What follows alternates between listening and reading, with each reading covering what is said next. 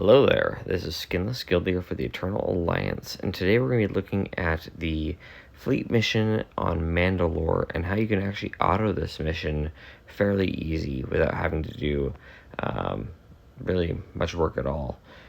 We're specifically going to be using Leviathan for this.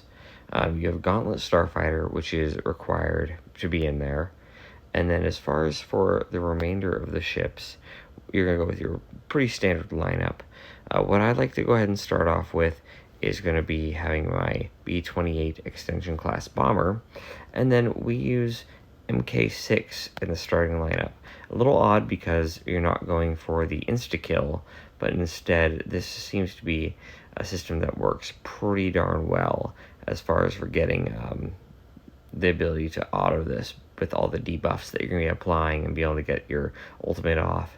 So just a couple quick things I'm going to go over here. My Leviathan, like most people, is going to just be maxed out as far as for 6-dot mods and obviously R9. We're looking at the B-28. I'm sitting with an R7 on my Marauder.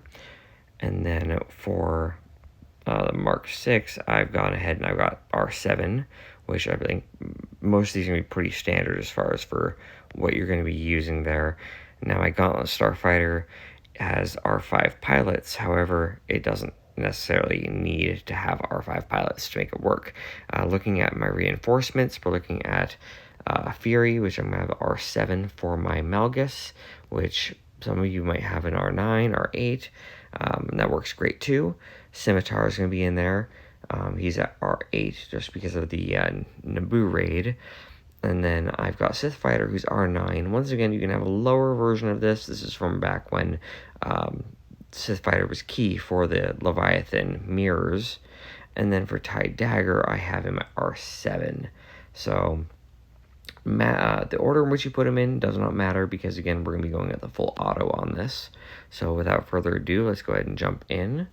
And I'll show you how this is going to go ahead and work. So we're going to go ahead and start off here. They're going to take their first turns and everything, so you start off with a little bit of disadvantage there. I'm first off going to go ahead and target ETA, and then I'm going to go ahead and just press auto and let the game do what it does. It works pretty darn well as far as for the mechanics. We know that normally the game doesn't always sit there as friendly for playing an auto. However, this method seems to work as far as getting the debuffs out and getting your ultimate off fairly quickly, so you can go ahead and clean everything up the best you can. So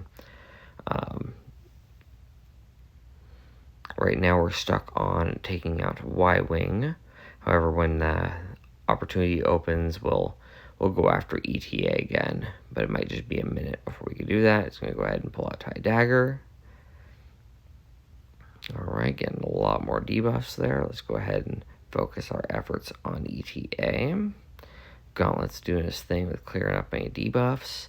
It's awesome if you can survive, but occasionally it's not necessary per se to actually win this in this method. So it doesn't look like a whole lot is initially going on, but there is a lot going to go on in the background as far as for getting Leviathan fully set up. So surprisingly, we haven't lost a ship here. By this point, a lot of times I have found that I have lost my B-28 extinction bomber, which is, again, okay if you lose it.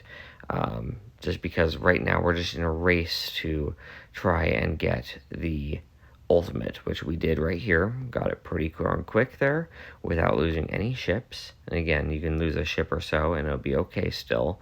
But now we have control of it. It's going to go ahead and throw some bombs out there, so taking a few things out. I'm going to go ahead and kind of focus on ETA just to try to get him out of there.